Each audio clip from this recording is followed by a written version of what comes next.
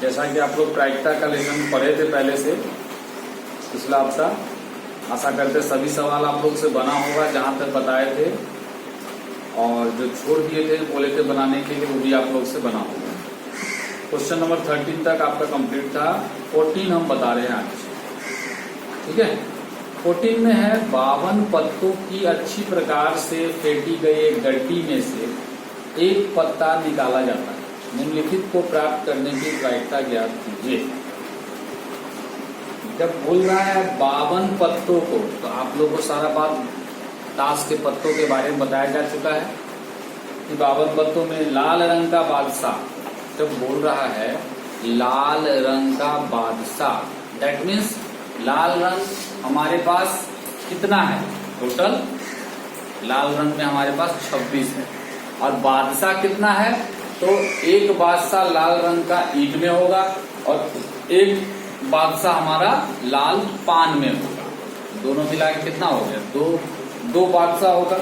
तो लाल रंग का 2 बादशाह में से अगर हम टोटल 52 पत्ता में से खींचेंगे तो एनी हमारा 2 हो गया, एनएस हमारा 52 है, तो क्या हो जाएगा 2/52, दैट मीन्स 1/26 होगा। इसको हम लोग ऐसे बनाएंगे। क्वेश्चन नंबर 14 में लिख रहा है एक पासे को पासा करे ताश की पत्ती को अच्छी प्रकार से फेंटने के बाद 52 पत्ता, तो लिखेंगे कुल ताश के पत्तियों की संख्या number of S equal to 52। अब हमारा पहला सवाल, हर सवाल के अनुसार में सवाल का कुछ बनाएंगे। जैसे लाल रंग का बादशाह लिखेंगे ताश की पत्तियों में लाल रंग के बादशाह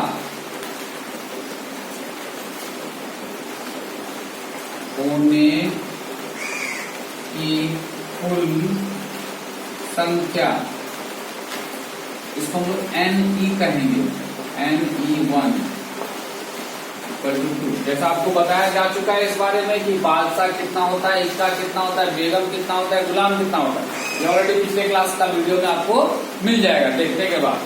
तो उसको देखने के बाद पता चल जाएगा कि लाल रंग का बादशाह कितना है और काला रंग का बादशाह कितना है। तो लाल रंग का बादशाह 2, जब लाल रंग में भी अगर बोलता पान, लाल पान का बादशाह तब 1 होता, और ईंट का बोलता तब भी 1 होता, लेकिन यहाँ लाल रंग बोल रहा है, दैट मीन्स हमारा 2 हो रहा है, ठीक है।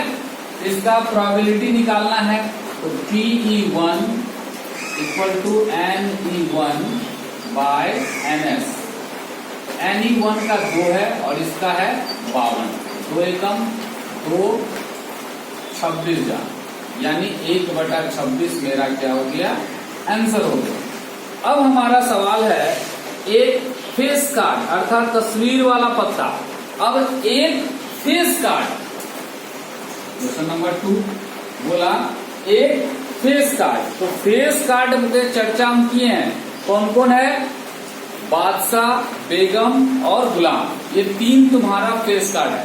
अब देखो चारों में 3 हो गया, तो 4 दिया 12 तुम्हारा फेस कार्ड हुआ।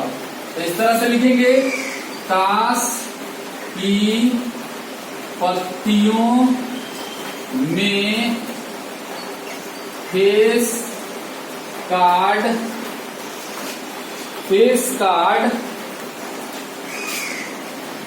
होने की कुल संख्या NE2 इक्वल टू 12।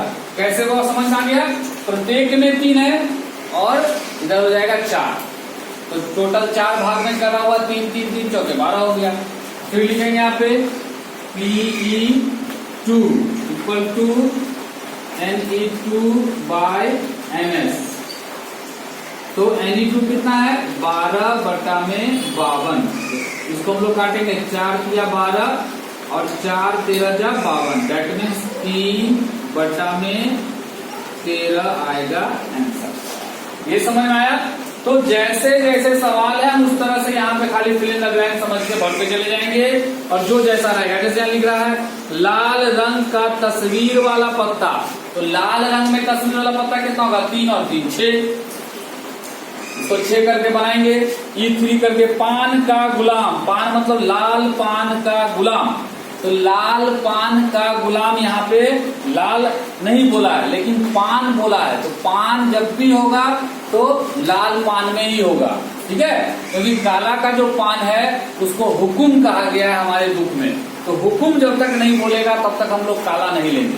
समझ में आ गया बात? तो पान का गुलाम मतलब गुलाम एक को है, इसका मतलब हो गया 1/52 हो जाएगा आंसर। जब बोल रहा है हुकुम का पत्ता, देखो हुकुम का पत्ता, दैट मीन्स हुकुम का पत्ता में देखना कितना लिखे हम? 13, सभी में 13 है, पान में 13, ईट में 13, हुकुम में 13, चीनी में 13। तो हुकुम का पत्ता में क्वालिटी नहीं बताया, इसका मतलब टोटल कितना है? 13 है। तो लिखेंगे ताश की पत्तियों में हुकुम के पत्तों की संख्या, कुल संख्या, यानी जितना भाग चलेगा उतना 5 दे देंगे, इक्वल टू लिखेंगे 13, यानी 5/NS यानी 13/52 करके काट देंगे, 13 × 4 = 52 और 1/4 आंसर होगा। एक ईंट का बेगम, ईंट में बेगम, ईंट में बेगम कितना होगा? 1 होगा, क्योंकि ईंट में सब मिला के 13 होता है और प्रत्येक चीज 1-1 होगा, तो बेगम भी 1 होगा, तो 1/52 आंसर होगा। मतलब समझ में आ गया? अब बोल रहा है अगला क्वेश्चन,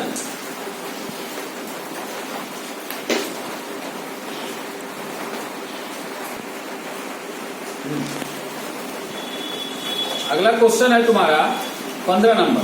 ताश के 5 पत्तों, ईंट का दहला, गुलाम, बेगम, बादशाह और इक्का को पलट करके अच्छी प्रकार फेंटा जाता है, फिर इनमें से यदृच्छ एक पत्ता निकाला जाता है। टोटल ताश का कितना पत्ता है? 5। 5 में क्या क्या है? ईंट का दहला है, गुलाम है, बेगम है, बादशाह है और इक्का है, कुल मिला कितना हुआ? 5 को पलट करके अच्छी तरह से जो है फेंटा जाता है। टोटल तो NS इक्वल टू कितना हो गया? 5। इसकी क्या प्रायिकता है कि पत्ता बेगम होगा? इसमें बेगम क्या है? एगो है, तो 1/5। यदि बेगम निकाल ली जाती है, मान लो हम लोग 5 पत्ता में अगर जो एगो पत्ता निकाले वो बेगम ही था मान लो, तो किल कितना हुआ? 4 बच गया। Total NS equal to NS1 था वो NS2 हो जाएगा, तो NS2 हमारे पास कितना बचा? 4। और एक अन्य पत्ता निकाला, जैसे क्या प्रायिकता दूसरा निकाला गया पत्ता? इक्का होगा। देखो तो इक्का इसमें क्या है? एगो है, तो 1/4 आंसर हो गया। अब बोल रहा है एक बेगम होगा, तो बेगम तो निकल चुका है, इसमें बेगम है नहीं, तो इसका मतलब होगा 0/4, ठीक है? एक बेगम होगा। इस तरह से बन जाना चाहिए तुम लोग से, जैसे ही बताया ऊपर वाला में। अगला क्वेश्चन नंबर 16, किसी कारण 12 खराब पेन में 132 अच्छे पेनों को मिल गए। सवाल को बढ़िया से पढ़ना है।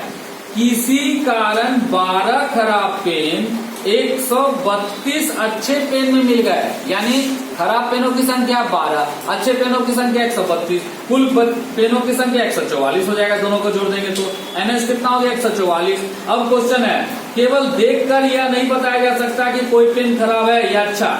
इस मिश्रण में से एक पेन एनर्जी निकाला गया है, पेन की अच्छा होने की प्रायिकता ज्ञात कीजिए। अच्छे पेनों की संख्या कितना है? 132, कुल पेनों की संख्या कितनी है? 144 और NE/NS करके निकाल लेंगे 132/144। इस तरह से हमारा आंसर जो काट फूट जाएगा वो आंसर होगा। अगला क्वेश्चन है, 20 बल्बों के एक समूह में 4 बल्ब खराब हैं। इस समूह में से एक बल्ब नीचे निकाला जाता है। कितने बल्ब के समूह में? 20 बल्बों के एक समूह में 4 बल्ब खराब हैं। तो अच्छे बल्ब कितने हैं? 16 हैं। इसकी क्या प्रायिकता कि बल्ब खराब होगा? बल्ब खराब होने की प्रायिकता ही निकालना है, तो अच्छा बल्ब का हमको संख्या निकालना भी नहीं है, तो लिख लेंगे बल्ब, पहले लिखेंगे NS बराबर कितना है? 20। NE कितना है? 4। तो बोल रहा है अच्छे ये खराब बल्बों की प्रायिकता, तो खराब बल्ब हमारा कितना है? 4। तो NE/NS मतलब 4/20 1/5 आंसर। मान लीजिए कि निकाला गया बल्ब खराब नहीं है, क्या है? वो अच्छा बल्ब है, और न ही उसे दोबारा बल्बों के साथ मिलाया जाता है। मतलब 20 बल्ब में से एक बल्ब निकल गया और वो अच्छा है, तो उसमें से हम लोग क्या किए? 19 ही बल्ब बचा। NS क्या हो गया? 19। अब शेष बल्ब में एक बल्ब यदि निकाला जाता है, इसकी क्या प्रायिकता है कि बल्ब खराब नहीं होगा? इसकी क्या प्रायिकता है कि वो बल्ब खराब नहीं होगा। हमको पहले से पता है कि जिसका नहीं निकालना रहता है पहले उसका निकालते हैं, फिर उसका नहीं निकालते, एक में से माइनस करके। तो खराब बल्बों की संख्या हमको पता है कितना है, 4 है। और NS अब नया हो गया 19 इस सवाल के लिए, क्योंकि पहले 20 था, एक निकाल चुके हम लोग। अब तो हमारे पास क्या हो जाएगा, NE/NS 4/19। अब हम लोग निकालेंगे खराब बल्ब नहीं होने की प्रायिकता, 1 माइनस P कर देंगे तो 1 माइनस 4/19 कर देंगे, तो 19 माइनस 4 कर देंगे 15/19 हमारा आंसर हो जाएगा। एक पेटी में 90 डिस्क है जिन पर 1 से 90 तक की संख्या लिखी, कितनी लिखी हुई है, 1 से 90 तक।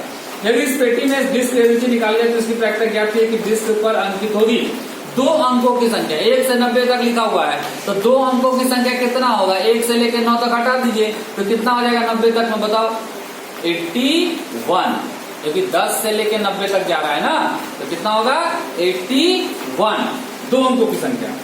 तो पहला एनी हमारा 2 अंकों की संख्या कितनी हो गई, 81, और NS कितना है, 90 है, तो 81/NE/NS कर देंगे, 81/90 एक आंसर। एक पूर्ण वर्ग संख्या, एक पूर्ण वर्ग संख्या, तो पूर्ण वर्ग संख्या क्या क्या होगा बताओ इसमें।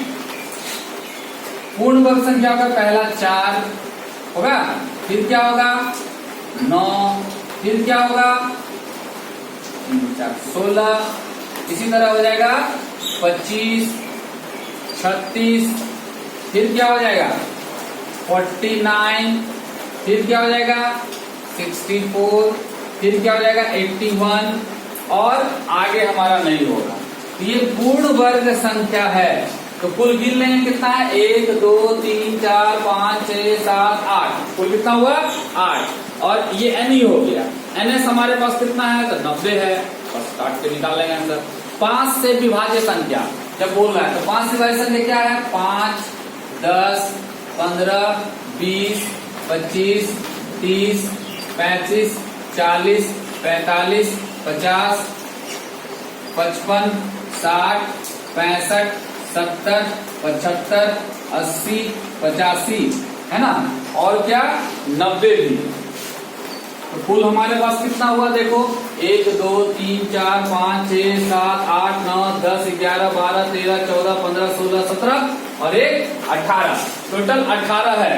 तो NE हमारा 18 हो गया और NS हमारे पास 90 है। उस तरह से निकल जाएगा, पट्टे करके निकालेंगे। तो अगला क्वेश्चन है कि 19, एक बच्चे के पास ऐसा पासा है जिसमें ABCD लिखा हुआ है। एक पासा है जिसमें क्या लिखा हुआ है, ABCDE, फिर A लिखा हुआ है, किताब में देखो। तो टोटल कितना है गिनेंगे, NS बराबर क्या हो जाएगा, तो 6 हो जाएगा। और NE A प्राप्त होगा तो A गिनेंगे, काउंट कर रहे हैं 2 है इसमें, तो NE/NS कर देंगे, P बराबर तो 2/6 काट के 1/3। D प्राप्त होगा, D क्या है 1 है तो 1/6 आंसर हो जाएगा।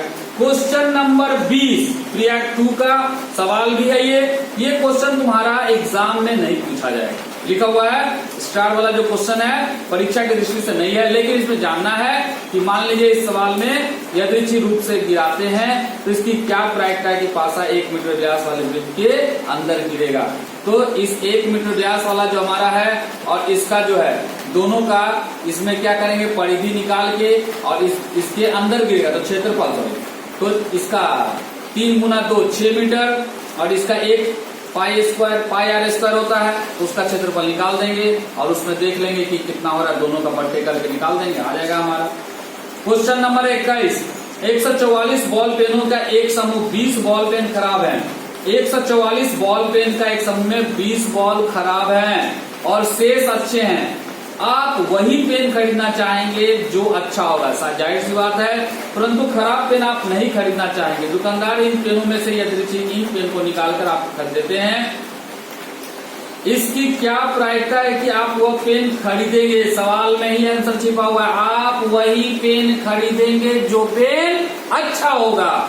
तो अच्छा पेन का संख्या कितना है, 144 पे बॉल पेन है और 20 बॉल पेन उसमें खराब है, तो 124 बॉल पेन क्या है, अच्छे हैं। तो NE कितना हो गया पहला सवाल के लिए 124 और कुल कितना है NS 144, 124/144 कर दीजिए, काट कूट के जो आएगा आंसर। आप वह पेन नहीं खरीदेंगे। तो नहीं खरीदने का मतलब खराब वाला को नहीं खरीदेंगे, यानी 20 हो जाएगा यानी, और NS 144 है, काट-कूट करके जो आएगा answer. Question number 22। Question number 22 में जैसा एक सारणी दिया हुआ है और सारणी में बोल रहा है कि इस सारणी के अनुसार आपको बताना है क्या, इसको पूरा करना है। एक विद्यार्थी का यह तर्क देता है कुल 11 परिणाम है, 2, 3, 4, 5, 6, 7, 8, 9, 10, 11 और 12, जैसा कि सारणी में दिया हुआ है। अतः प्रत्येक की प्रायिकता 1/11 है। प्रत्येक की प्रायिकता क्या है? 1/11। क्या आप इस तर्क से सहमत हैं? सकारण उत्तर दीजिए। क्या सबका आंसर 1/11 होगा? देखते हैं पहला का प्रायिकता। जैसे यहाँ देखो, इसका सारणी हम लोग बनाते हैं, मान लो तो क्या होगा, 2, क्वेश्चन नंबर 22, 2, 3, 4, 5, 6, 7, 8, 9, 10, 11, 12, यही है।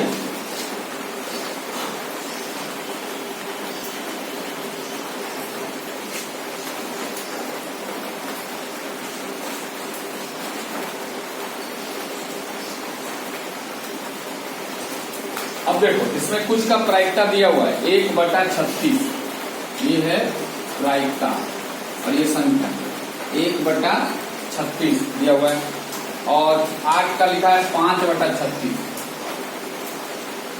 और 12 का लिखा है 1/36। ठीक है, तो यहाँ पे एक विद्यार्थी का तर्क क्या देता है कि यहाँ कुल 11 परिणाम है। सही बात है, 1, 2, 3, 4, 5, 6, 7, 8, 9, 10, 11, कुल कितना परिणाम है?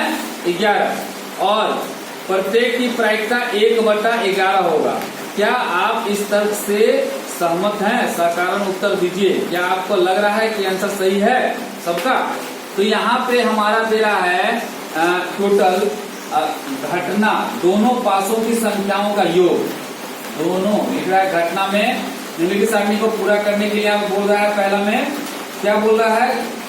पासा है। क्या पासा है? पासाओं की संख्याओं का योग। समझ में आ रहा बात? घटना, दोनों पासों की संख्याओं का योग, अर्थात कोई पासा में हमारे पास मान लो ऐसा कोई पासा रहता है, तुम लोग देखे होंगे,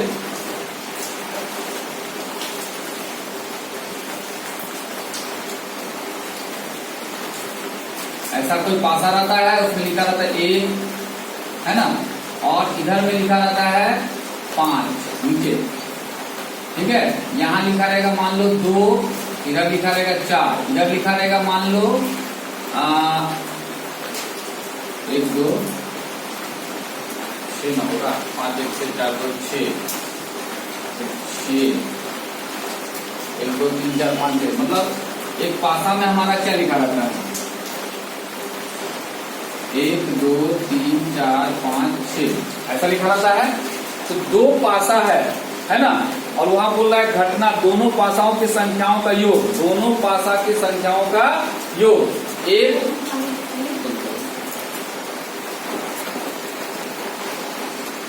देखो, तो पहला सवाल में बोल रहा है घटना, दोनों पासाओं की संख्याओं का योग 2, 3, 4, 5, मतलब कैसे है? हम तुमको पासा में बताए थे इस तरह से लिखेंगे। यहाँ पे पहला 2 पासों को फेंकने पर हुई कुल घटना। ठीक है, इसको लिखेंगे क्या? एस। एस में क्या क्या घटना होगा वो देखो। होगा पहला पासा में 1 रहेगा, दूसरा पासा में भी 1 रहेगा, फिर रहेगा 1, 2, फिर रहेगा 1, 3, फिर रहेगा 1, 4, फिर रहेगा 1, 5, फिर रहेगा 1, 6, फिर रहेगा 2, 1, फिर रहेगा 2, 2, फिर रहेगा 2, 3, फिर रहेगा 2, 4, फिर रहेगा 2, 5, 2, 6, फिर आएगा 3 1, फिर आएगा 3 2, 3 3, 3 4, 3 5, 3 6, 3 7, 3 8,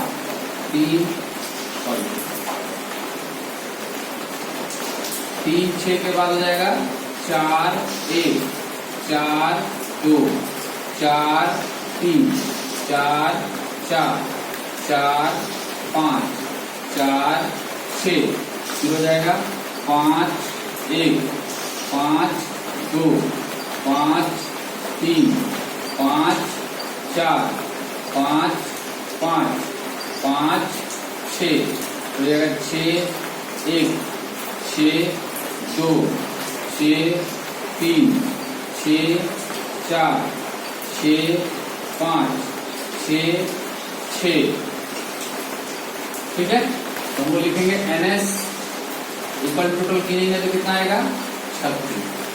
अब हम लोग को ये देखना है कि इन दो पासों को फेंकने पर ये घटना आ रहा है, ठीक है। अब इस दोनों का योग जो है पहला में 2 आएगा, ये दोनों को जोड़ने पर 2 आएगा। ऐसा क्या हो रहा है देखो, एक ही हुआ है, 1/36 हो जाएगा NE/NS, कितना हो जाएगा, पहला के लिए मेरा 2 कितना बार में आएगा, 1 बार में आएगा। NE क्या हो गया 1/36, 3 कितना बार में आएगा देखो, 1,2 आएगा, 1 3 2,1 ये 3 आएगा और किसी में नहीं आएगा, नहीं 2/36 हो जाएगा, 2/36 हो जाएगा। इसमें लिखेंगे हम लोग 2/36। समझ में आ रहा है बात। 4 देखो किसमें आ रहा है, 1 और 3 4 होगा, 2 और 2 4 होगा, 2 आया, 3 और 1 4 होगा और नहीं कहीं पे, ठीक है। तो 4 मेरा कितना आया 3/36 हो जाएगा। तो इसको बनाएंगे कैसे, तो इसमें हमारा लिखेंगे पहले 3 लाना है, लिखेंगे क्वेश्चन में लिखा हुआ घटना दोनों पासों के संख्याओं का योग, लिखेंगे दोनों पासों के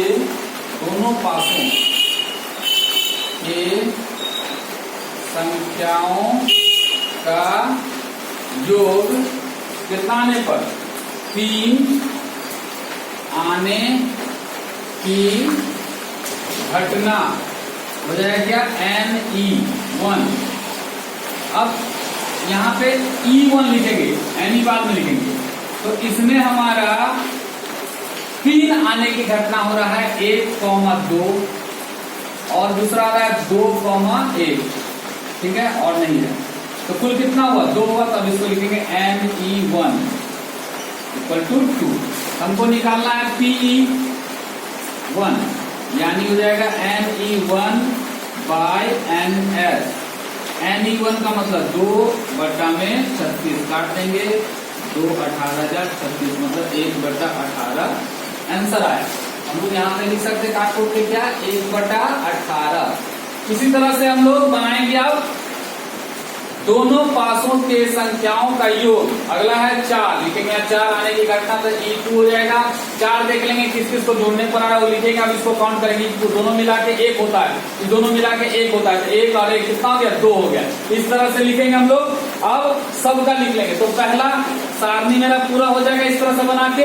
अगला क्वेश्चन है 2। एक विद्यार्थी यह तर्क देता है कि ये सबका आंसर 1/11 होगा। क्या ऐसा सही है? हमारा क्या सबका आंसर 1/11 आया? नहीं, इसका तर्क गलत है। बस समझ में आ गया आपको क्या देना आंसर? इसका का तर्क गलत है। क्यों? आंसर हम निकाल चुके हैं, पहले क्वेश्चन में ही आंसर निकाल चुके हैं। ये बात समझ में आ गया। अगला क्वेश्चन है 23 नंबर। एक खेल में 1 रुपए के सिक्के को 3 बार उछाला जाता है और प्रत्येक बार का परिणाम लिख लिया जाता है। तीनों परिणाम समान होने पर अर्थात 3 चिन्ह और 3 पट प्राप्त होने पर हनीफ खेल में जीत जाएगा, अन्यथा वह हार जाएगा। हनीफ के खेल में हार जाने की प्रायिकता परिकलित कीजिए।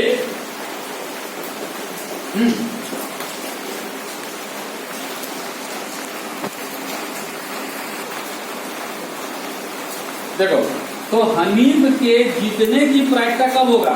जब हार जाने की प्रायिकता कब होगा? जब उसके लिए चित्त नहीं आएगा। क्या बोल रहा है? हनीफ खेल जीत जाएगा, अन्यथा वो हार जाएगा। है ना। तो यहाँ बोल रहा है खेल के रुपए में सिक्के है और प्रत्येक बार का परिणाम लिख लिया जाता है। तीनों परिणाम समान होने पर अर्थात 3 चित या 3 पट होने पर हनीफ खेल में जीत जाएगा, अन्यथा वह हार जाएगा। हनीफ में खेल में हार जाने की प्रायिकता का परिष्कृत कीजिए। देखो 3 सिक्का है,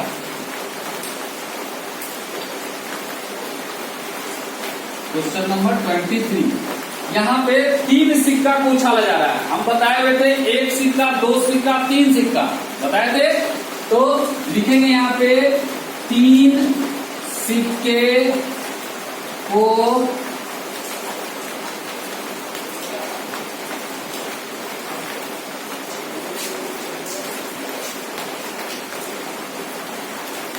अच्छा 3 सिक्का को एक साथ फेंको या 1 सिक्का को 3 बार फेंको, घटना वही आएगा।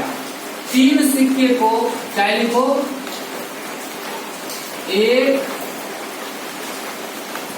सिक्का को 3 बार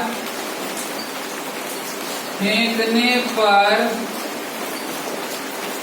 कुल घटना S इक्वल टू क्या क्या घटना आएगा, H H H, तीनों में हेड आएगा, हेड हेड और टेल, ये आएगा हेड टेल, हेड आएगा, टेल हेड हेड आएगा और हमारे पास आएगा अब टेल टेल और हेड आएगा। फिर आएगा यहाँ पे टेल हेड टेल आएगा, 1 2 3 4 5 6। अब यहां पे आ जाएगा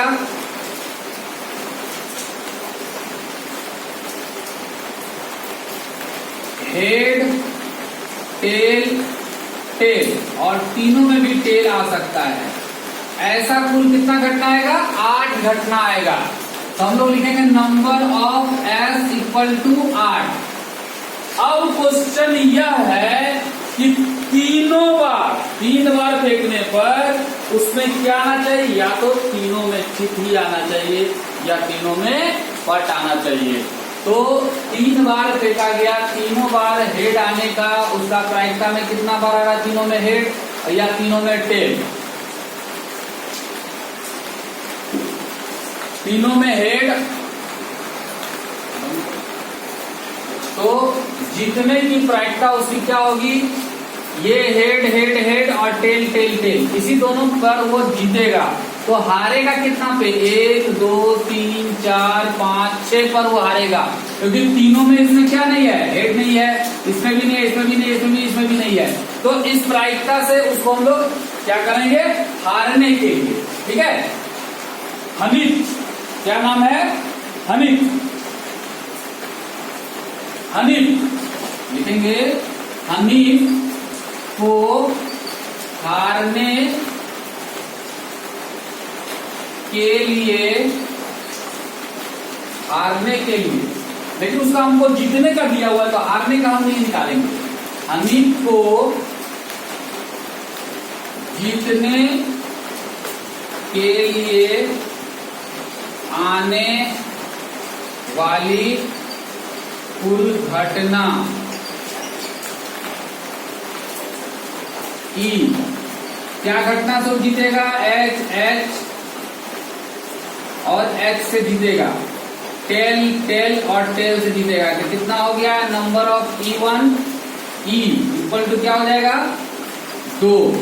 हम लोग लिखेंगे PE equal to NE by NS, यानी 2/8,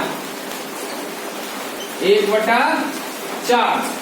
हम क्या बताए थे, जिस चीज का नहीं निकालना है उसके लिए पहले है निकालना है। तो है निकाल गया मतलब हाथ जीतने का निकाल लिए, तो हारने का अब लिखेंगे यहाँ पे, हनीफ के हारने की प्रायिकता equal to 1 minus PE, 1 minus 1/4, लघुत्तम ले लेंगे 4, यानी हो जाएगा 4 माइनस 1, दैट मीन्स 3/4 आंसर हो जाएगा। समझ में आ गया बात? पहले हम जीतने का निकाल लिए, तब फिर हारने का निकालेंगे। इस तरह अगला क्वेश्चन है 24, एक पासे को 2 बार फेंका जाता है। एक पासे को 2 बार फेंके या 2 पासे को 1 बार फेंके, एक ही बात होता है। हम लिखेंगे यहाँ पे एक पासे को 2 बार फेंकने पर कुल घटना लिख देंगे। अभी जस्ट हम लिखे थे 1,1 1,2 करके जो लिखे थे वही वाला। अब बोल रहा है 5 किसी भी बार में नहीं आएगा, तो गिन लेंगे किसमें नहीं आ रहा है। 5 कम से कम 1 बार आएगा, वो भी गिन लेंगे और बना देंगे। नीचे देखो लिखा हुआ है एक पासे को 2 बार फेंकने पर या 2 पासे को एक साथ फेंकने पर, एक ही बात होता है। अगला क्वेश्चन है निम्नलिखित में से कौन सा तर्क सत्य है और कौन सा तर्क असत्य है। इसको खुद पढ़ोगे समझ में ज्यादा आ जाएगा। कोई सवाल इसमें कठिन नहीं है। बाकी इसमें और भी कोई प्रॉब्लम होगा तुमको भेजना है, क्वेश्चन नंबर लिख के तुम्हारा वो सॉल्यूशन कर दिया जाएगा। ओके, ठीक है। अब तुम लोग को कल गूगल क्लासरूम में जो रहेगा उसमें जो सवाल आपको भेजा गया माध्य का, फिर 14.1, ठीक है, इसको देख के जो भी सवाल आप लोगों के पास रहेगा वो सवाल निकाल के रखिएगा। आप लोगों उसका सॉल्यूशन किया जाएगा कल सुबह 6 बजे। Okay, bye.